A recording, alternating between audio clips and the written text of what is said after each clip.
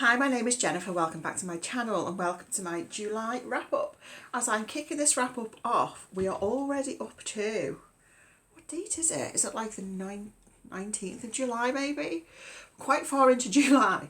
I didn't start this wrap up last weekend, I think because it was really hot. It was like too hot to do anything. So that's why we are so far into the month. But so far I have read 4 books, I think. Almost finished another one, and I have had one DNF.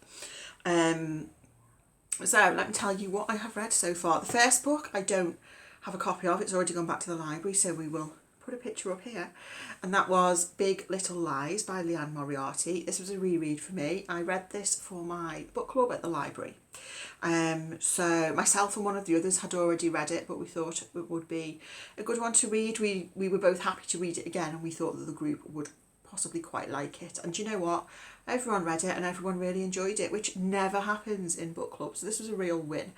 So Big Little Lies is set around a school in the build up to a trivia night. So we know from the start of the book that someone is going to die. We don't know who, we don't know how or the circumstances. And the book sort of counts down to the trivia night. So we might be like 6 months before the trivia night, 2 months before or whatever.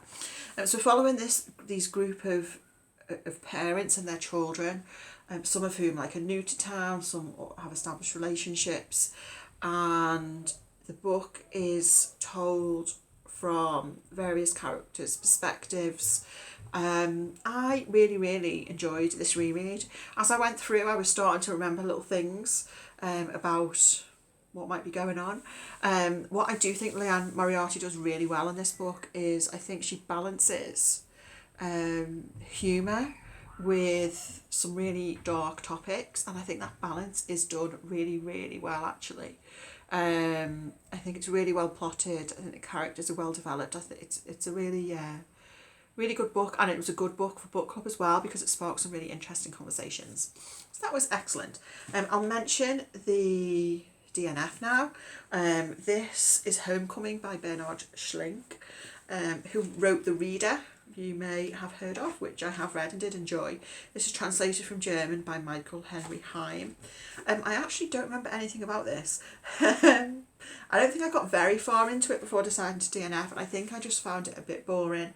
So this is about 13-year-old Peter who discovers an old manuscript, and I don't even remember what I read of it, but I DNF'd it. So there we go. Next is Murder in the Bookshop by Carolyn Wells. This was sort of a random library pick. I like this little hardback edition. It's very pleasing to me. This was first published in 1936. So this is a murder mystery set in the world of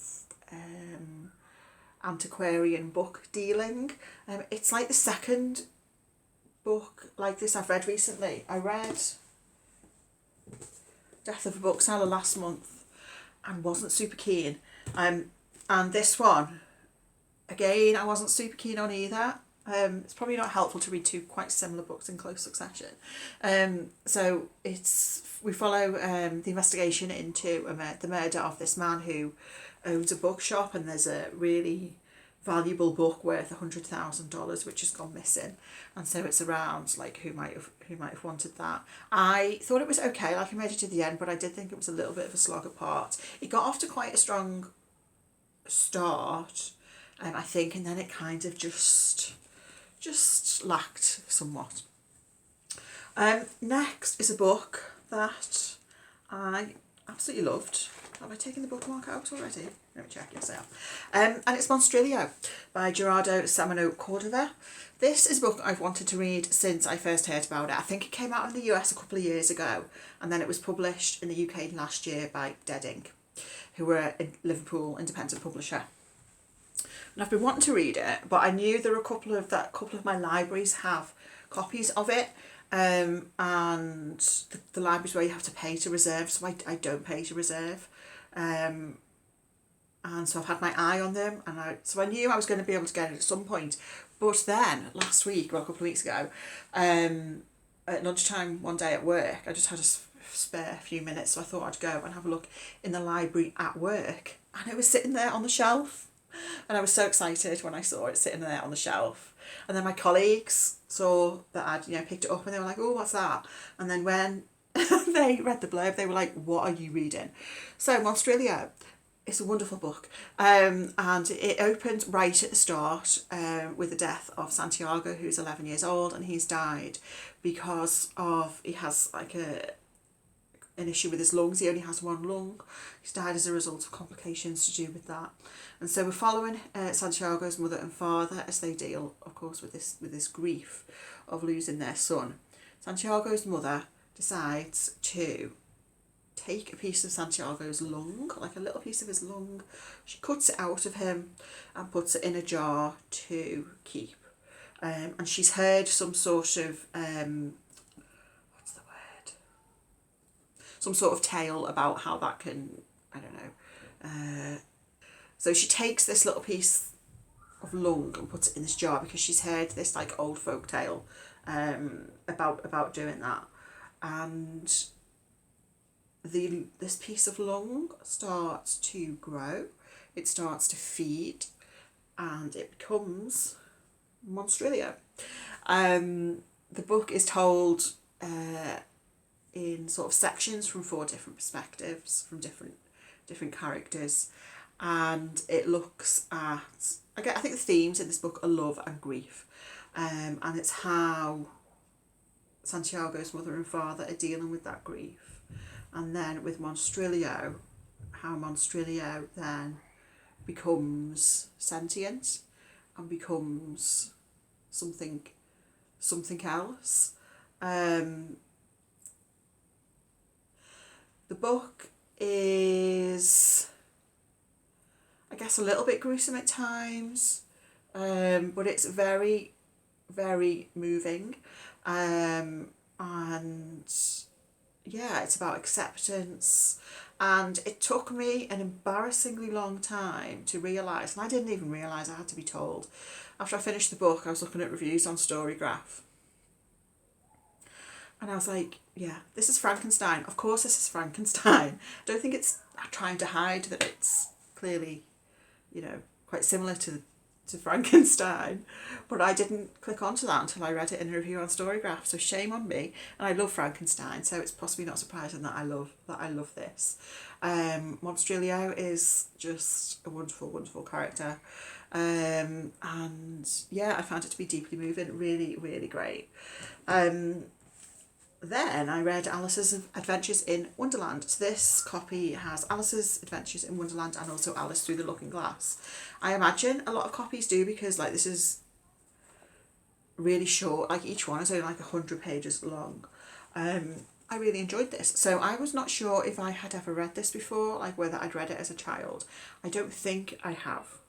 But I did love the Disney film. Like I really wasn't that keen on many Disney films as a child, at least the ones that were around like in the 80s.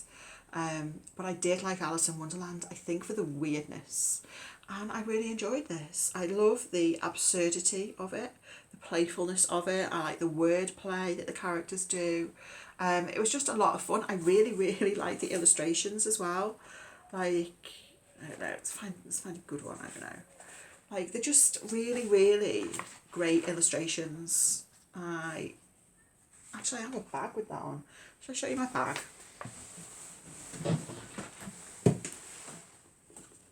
It's a bit dusty, one moment. There's a bit of dirt. Here's the bag. It's a bit dusty, a bit dirty. But anyway, so yes, Alice in Wonderland. I really love the illustrations in this. And I really like the story. It was interesting to see sort of how it links to the Disney film, because like the Disney film I think is a bit of a mix between Alice in Wonderland and Through the Looking Glass. And as well, it was interesting, like there were certain quotes, like there was a quote about, the one about believing 6 impossible things before breakfast. I think I'd always assumed that was Alice that says that, but it's not. It's the Red Queen in Through the Looking Glass. So it was interesting to sort of dispel some of those things that I'd imagined to be true about the book that were not. But yeah, really enjoyable. This is one that I'll definitely reread because I just really like the absurdity of the whole thing. So I think that's everything I've read so far. I have very nearly finished another book actually, which is massive disappointment. Can it turn itself around in the last 50 pages? I think it's unlikely, but we'll see. So you'll see me in a minute talking about that. I have a week off now, so I am hoping to get some good reading done, and also to like rearrange these shelves and stuff, and maybe unhaul some stuff. So yes, anyway, I'll speak to you when I've read some more. It's now the 23rd of July and I have finished 2 more books and DNF'd 1 book. So we'll talk about the DNF first. This is a DNF for now. This is A Shock by Keith Ridgway. I think I'm just not in the mood to read this right now. So this is about a group of characters who all live in the same, I don't know if they live in the same apartment block or if they just live near each other. And I think it follows these sort of loosely connected characters living in London. I realised quite early on that I think it's just a little bit too challenging for what I'm in the mood for at the moment. It's like been shortlisted for various awards and things like that, so I'm sure it's very good. This is a library book, so it will go back, but I would maybe pick it up again at some point in the future. Next is what I'm pretty sure will be my most disappointing book of 2025. And this is such a shame, but this is the new Sophie Hannah, which is called No One Would Do What the Lamberts Have Done. So, where do I start? Sophie Hannah is one of my favourite contemporary crime writers. She's written a series of detective novels, she's written standalones, and she's written the continuation of the Poirot series. What I love about Sophie Hannah's books is her plotting and how she comes up with the most sort of bizarre setups. And I think all of her books have an element of what on earth is the possible reason for this. So they're not just whodunits, they have some sort of like out there setup, which is, you just think, what on earth could the reason for this be? Anyway, this is why I love Sophie Hannah. This is a standalone. And I knew going into it that it was going to be something a little bit different to her other stuff, because in her newsletter, Sophie Hannah describes this book as being a literary thriller and as being something different to what she's written before. Having read it, I disagree. I don't think it's any more literary than any of her other books. I think it's a bit less genre. I think it less easily fits into the genre of, crime mystery. But just because it's less genre, I don't think means it's more literary. Like, I don't see literary and genre as two ends of a spectrum. I think genre can be literary. So anyway, I don't think this is any more literary than any of her other books. And I also disagree with calling it a thriller because I thought it was very, very boring. If it wasn't Sophie Hannah, I would have DNF'd this.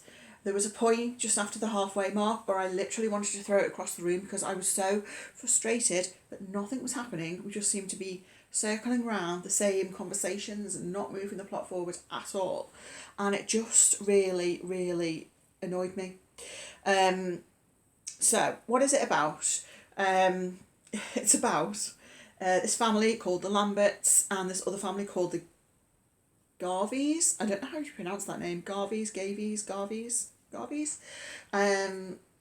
Anyway, there's a disagreement between the two of them. The Garveys accuse the Lamberts of doing something, and then it's what the Lamberts do, as the title suggests, in response to that. It has a couple of interesting hooks at the start. So at the start we have a police officer who discovers this cardboard box of papers, like I think on his doorstep or something. He goes through them, sort of puts them in order and hands them over to his manager at work and says, look, I think this could help us with the solving of this case. And obviously as the reader you're not told everything that's going on. So it's then we have like a story within a story, because then what follows is this manuscript that the police officer has discovered. And there is an interesting hook at the start in relation to the narrator of the papers that have been discovered. So towards the start of the book, when we are reading from this manuscript that's been discovered, the narrator, because part of it's told in first person, says, there's something I'm not telling you, it's about me. I'm not saying anything that isn't true, but I'm leaving out something that is a big, important detail. I'm allowing creating significant omissions. So that is, I think, an interesting hook. But ultimately, it was very boring. Nothing happened for a long time. I think there was meant to be a twist, which was completely unsurprising to me. And there's one thing I do expect from Sophie Hannah is to be surprised. So this is why I'm so disappointed, because I do have high expectations of her. But it's not just that, and it's not just that this isn't a me book. I actually think this is kind of a bad book. Looking at reviews on Storygraph and Goodreads, I mean, it has not been out long, so there's not a lot of reviews on there, but it's sitting at under 3 stars on both Goodreads and Storygraph, which I think is pretty poor. And something else that happened in this book, which I hated when it happened. When I got to the last page, I didn't know it was the last page until I turned over and saw acknowledgements. And I was like, oh, that's the end. And I hate when that happens and you're just like, that's the end. I do think that Sophie Hannah is very clever. And I strongly suspect that the stuff in here that was being hinted at, that you are meant to work out for yourself as the reader. I don't mind that, but I do think it was a little too obtuse in this instance. I really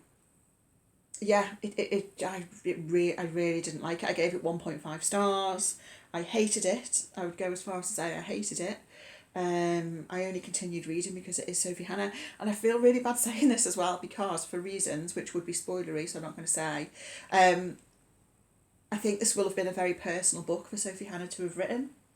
But it just didn't work. It just didn't work. I don't know how this has got out into the world like this, because I think it's pretty poor. So yes, that's a big shame. I think she does have another Poirot novel coming out later in the year, which I will definitely be reading, and I'll probably really enjoy. And I'll continue to pick up everything she writes. But hey, hopefully this is just a little blip. But then, last night I finished a book which I absolutely loved and which really, really took me by surprise. So this is All the Lovers in the Night by Mieko Kawakami. This is translated from Japanese by Sam Bett and David Boyd. So, I have read Mieko Kawakami before. I've read Breasts and Eggs, which I did enjoy. And this one I really loved, and it sort of crept up on me as I was reading it. It's quite a quiet book. It's very introspective. And just the further and further I got into it, it really like got under my skin in the best way. So this is about a woman called Fuyuki, and she's in her 30s. She lives alone. She works as a proofreader, and she's recently started working as a freelance proofreader. So she spends most of her days by herself. She'll get delivered the papers, documents that she needs to proofread. She'll do that at home alone, and then she'll send them off in the post back to whoever it is she's done the work for. And so we are in Fuyuki's mind. It's told from first person. And we come to learn some of Fuyuki's background, some of the things that maybe have led to her being how she is. The book is really about, I guess, human connection. There is a bit of a love interest that happens at one point. There is one or two other characters who Fuyuki knows through the work that she does. And sort of we see how Fuyuki has isolated herself and what that's done to her. And yeah, I thought it was really quite moving. I love Fuyuki as a character. I thought she was fascinating. And yeah, I really enjoyed it. I haven't looked at some reviews. I've seen some people say that the story to start with is a little bit mundane and not a lot happens, and I guess maybe that's true. I never felt like that. I think because it is first person and because I found Fuyuki such an interesting character, I never felt like that. And yeah, I think the journey that she goes on throughout this novel is really quite moving. So I really, really loved this a lot.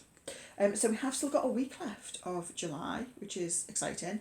I'm on leave this week, it's a Wednesday, and I went to the library the other day, got some good books, very excited for them. I'm going to start one right now. So I'll update you probably at the end of the month. It's now the end of the month and I have 5 more books to talk about, including a 5-star read. But we'll get to that in a moment. First is a DNF. This was the Kellerby Code by Jonny Sweet. I think I read about half of this before DNFing because I was just a bit bored. On paper, I think this sounds like quite a me book. It's about a young man who, what's his name? Edward. And he's a bit of a Tom Ripley character, and he is sort of trying to move in higher circles.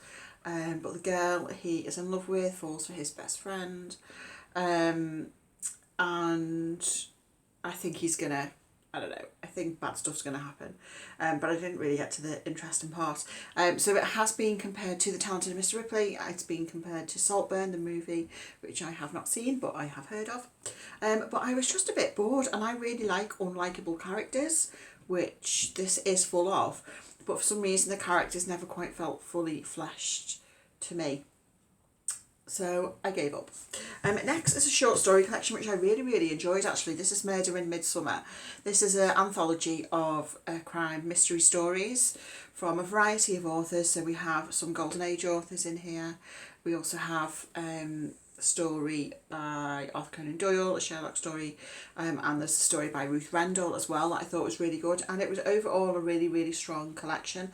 I feel like with anthologies I'll often give them 3 stars because some I like less, but this one I gave 4 stars. I thought it was strong throughout. I think I'd probably read 2 or 3 of the stories before in other collections, but that didn't spoil my enjoyment. I thought it was really, really excellent. So if you are looking for some summary murdery stories, I would recommend this one.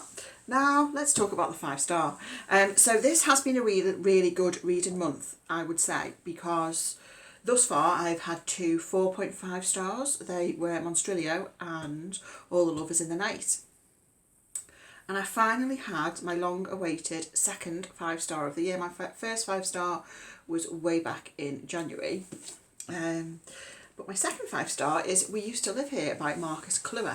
So this is a horror thriller that I have been looking forward to read for a little while. It's from one of the libraries that I don't put reservations on, so I've sort of been tracking where it is. And when I called in a couple of weeks ago, it was there waiting for me. And I love this. This was a total page turner. I read it in a day, which doesn't actually happen that often. I started it, this is when I was on leave, I started it in an afternoon, finished it that evening, couldn't put it down. I was completely captivated by the story. So it's kind of difficult to say too much about the plot without giving anything away, but the book opens up with this couple, 2 women called Charlie and Eve, and they've bought this old house in a beautiful yet remote neighbourhood deep in the mountains. And one day when Eve is at home by herself, Charlie's out somewhere, there is a knock at the door and there's a family standing there. And there's a man, a woman and a couple of kids. And the man says to Eve, "Oh, really sorry to bother you. We were just driving past and I actually grew up in this house. So I'd really like to show the kids where I grew up. Do you mind if we just come in for a minute and I can show them the house I grew up in?" And Eve really doesn't want to let them in, understandably so. But she does let them in eventually. And we go from there. I can't say too much more about the plot, really. I mean, the blurb even goes slightly further than that, but I'm not going to. I thought this was a really good multi-layered horror novel. It had some great horror imagery, some great horror set pieces. I'm not someone who pictures things as I read naturally, but there were certain scenes in here that I could very much picture and they were very creepy. It's a book that makes you think.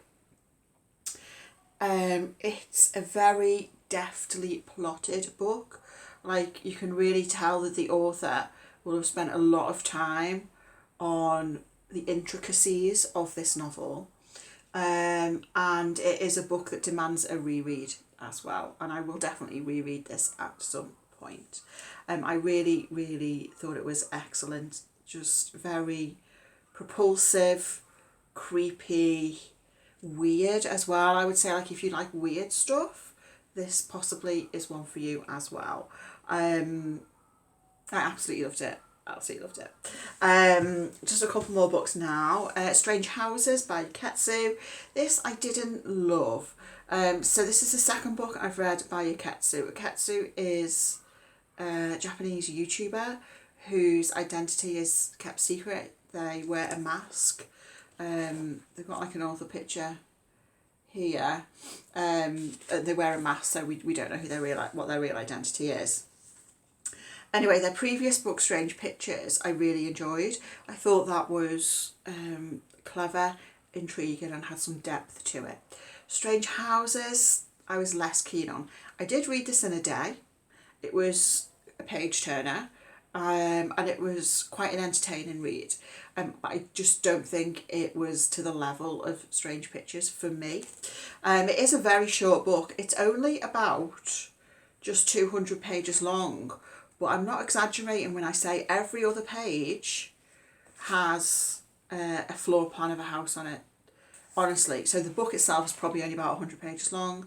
And it's the full floor plan of the same, like, one or two houses with just different bits highlighted. So I feel like that was repeated a bit too much. Like, they didn't need to repeat that floor plan as much. And if I'd paid, this is a library book, but if I had paid $14.99 for this book, which is half full of the same floor plan, I would have been a bit annoyed. But anyway, what's it about? So these two friends somehow come across this floor plan of this house, which is, I think, up for sale. And they notice something strange about the floor plan. And so they are examining this floor plan and discussing it. And very quickly they come to, they sort of jump to quite an outrageous hypothesis of what they think has happened in this house based on the floor plan. I mean, it's wild. And then the book is really them sort of meeting up with a couple of people who have been involved, and those people telling their story. So it's sort of not quite, it didn't feel to me like your classic sort of mystery in terms of how the narrative unfolded, because it was really just, we have this wild hypothesis, we're going to talk to some people, we're going to find out what happened in this house, is kind of the plot, basically. It is ridiculous and quite silly. I don't mind a bit of ridiculousness in these type of murder mysteries, in these sort of puzzle type murder mysteries. I expect a certain level of silliness because they can be quite contrived and, well, unrealistic.